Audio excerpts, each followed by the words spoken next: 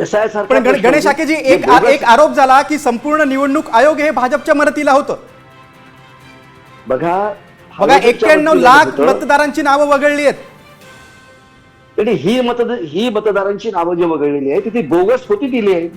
मृत्यू पावलेले लोक, जे बाहेरून परदेशी आलेले घुसखोर लोक, यांची तिथं सगळी म्हणजे नावं त्या मतदार याद्यांमध्ये होती.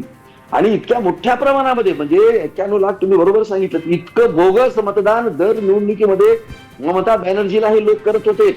आणि म्हणून त्यांचा कैवार घेऊन त्यांच्या बाजूनं ममता दिदी बोलत होत्या आणि त्यांना कुरवळत होत्या. पण एकूण अर्थानं असं आहे की तिथले जे मूळ जे मतदार आहेत ते मात्र मतदान करून सुद्धा त्यांच्या अपेक्षेप्रमाणे तिथं यश येत नव्हतं. आणि ते SIRच्या निमित्तानं म्हणजे इलेक्शन कमिशननी ज्या पद्धतीनं तिथली बोगस मतदानगिरी थांबवली, अत्यंत मतदार याद्यांचं पुनर्विलोकन ज्या पद्धतीनं केलं, त्यामुळं मतदार यामध्ये खरे बोगस मतदार बाहेर पडले आणि खरे मतदार राहिले. खऱ्या मतदारांनी मग आपण खरे मतदार आहोत याची जेव्हा त्यांना जाणीव झाली, त्याच्या दोन्ही गोष्टी आहेत, एक तांत्रिक दृष्ट्या सुद्धा आणि मानसिक दृष्ट्या सुद्धा मतदानाच्या संख्येमध्ये अगदी झालेली